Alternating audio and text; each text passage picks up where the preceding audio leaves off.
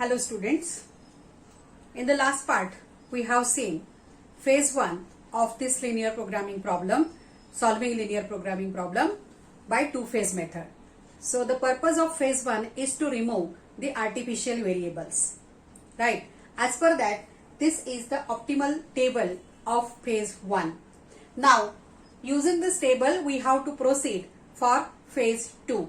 So here the check of this one, you have to check that minimization or whatever the objective function we have defined in phase 1 must have value 0 and no artificial variable should present in the column of basic variables. Okay, so now we will consider phase 1. Now we can enter in phase 2. So what will be the objective function in phase 2? Actually in this two-phase method, in phase 1 as well as in phase 2, we have to solve two different linear programming problems.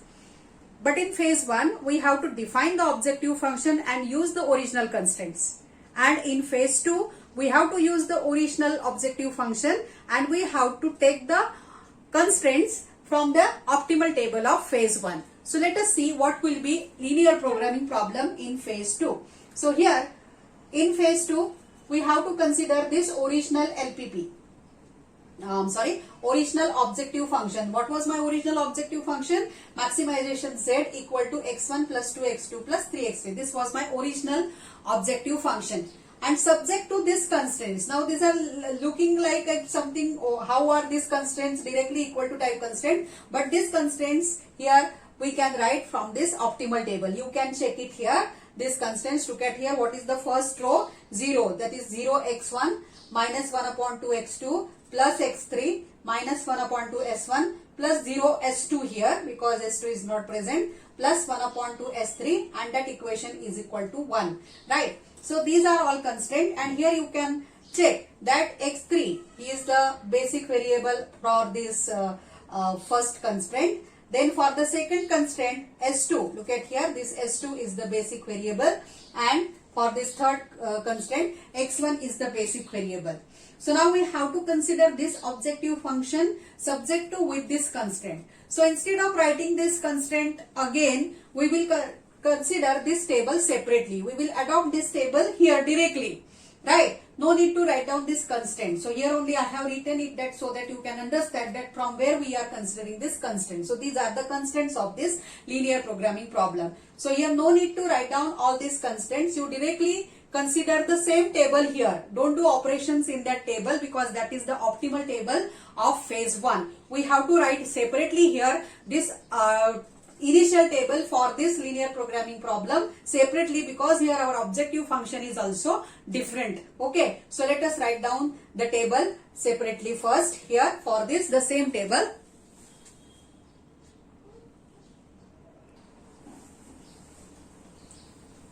Look at here. The same table we have written here. So that is, this is means the table which is the optimal table in phase 1 will be the initial table for my phase 2 here.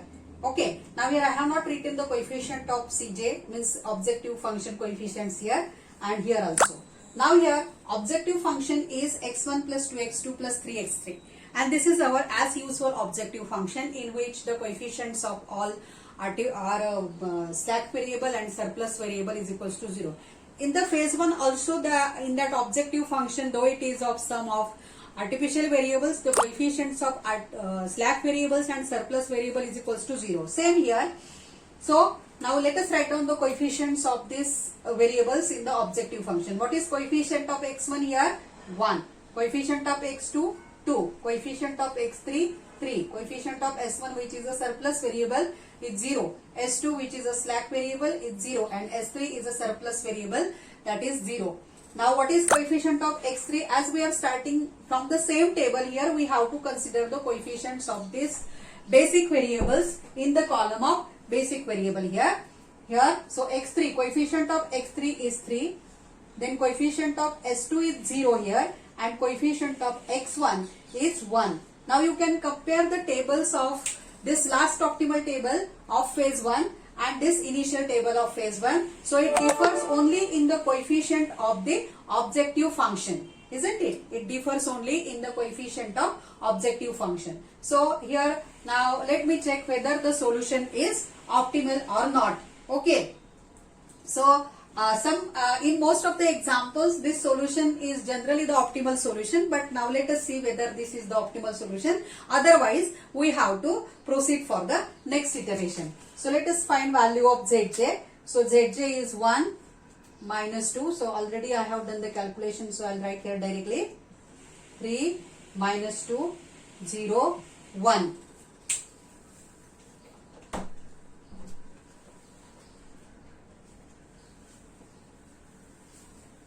And Zj minus Cj, 0, minus 4, minus 2 will be minus 4, 3 minus 3 is 0, then minus 2 and 0, 1 here. Okay, now here you have to see the objective function. The objective function is of maximization. Now what is the optimality condition for maximization objective function? That all Zj minus Cj is greater than or equal to 0. That is, all should be positive or 0. If there are any negative Zj minus Cj, then we have to proceed for the next iteration. Now let us see. So here all are not positive. Two values are negative here, minus 4 and minus 2. Among all these negative values, which one we have to select? The minimum one or the maximum negative number. So here minus 4 is there and minus 2 is there. Minimum number is this one. Sometimes it is called maximum negative number, as 4 is big number and this is negative number. So we have to select minus 4, right? Then the corresponding variable is my entering variable. So let me show it here by black pen. So this is my entering variable. Entering variable. Now by the same way we will find the leaving variable.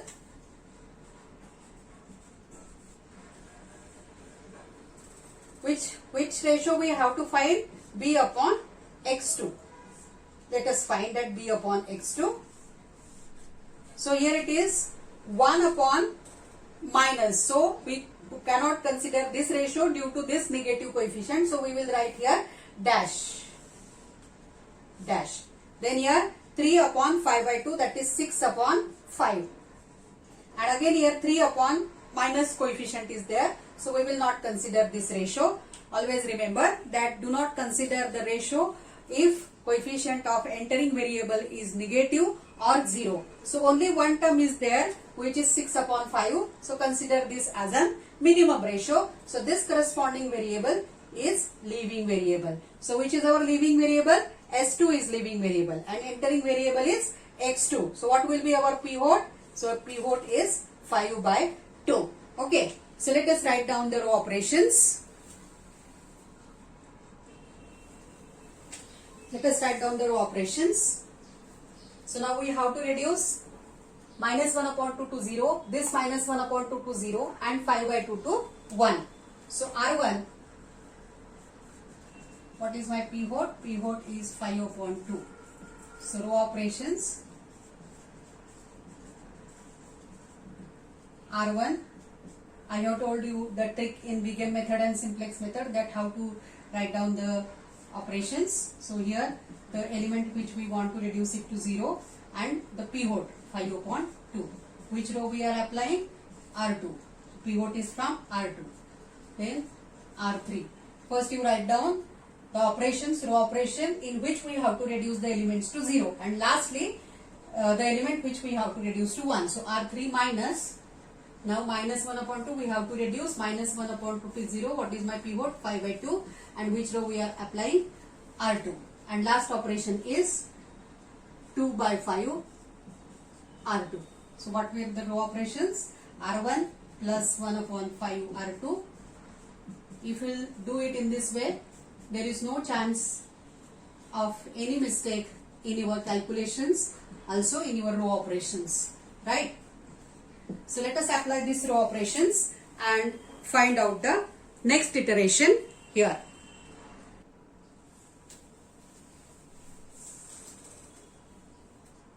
So we will get this table after applying these row operations. In this initial table of phase 2, you can observe that we have not written the columns of artificial variable because these are already removed. So this is the advantage here, that we don't have to do unnecessary calculations which we have to do in Big M method. Also, there is one disadvantage of Big M method is that if we want to write down the program, means in the digital computations, we have to always give value of M, and that value of M is not fixed. It's the big M positive number. So if we define it lag, and if the figures are in lag, then it will give me wrong answer. So every time we have to take care of that M, that what should be the value of that M is given. But here this is not the problem. Though we are dealing with artificial variables, we are not taking any unknown number, any undefined number, though it is big like capital M. Directly we are considering the coefficients as here in the objective function as 1, 1, and doing the calculations which are quite easy, right? So here in phase 2, always delete the columns of the artificial variables, as in phase 1 only we removed it, and as we have removed it, no need to write down here the columns of artificial variable. Now after this initial table as these row operations, we have obtained this table. Now again let me check whether this solution is optimal or not. So for this we have to consider find values of Zj and Zj minus Cj. So here Zj is 1, 2, 3. Then here it is 2 by 5, 8 by 5, and 1 upon 5. So this 2 means 6 by 5 minus 4 by 5 minus 3 by, yes, 1 by 5. Let us find value of Zj minus Cj.